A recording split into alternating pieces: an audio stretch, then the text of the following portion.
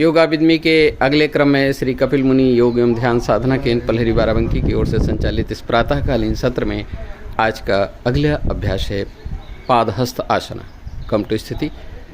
एकम, श्वास भरते हुए दोनों हाथों को ऊपर उठाएंगे। द्वयम, प्रश्वास छोड़ते हुए हथेलियों को भूमि से स्पर्श कराएंगे। Provide powerfully massage for all the internal organs, liver, pancreas, kidney and heart muscles.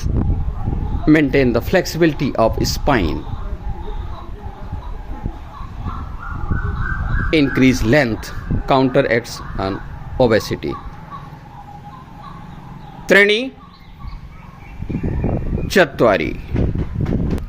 Ekam, second round. द्वयम,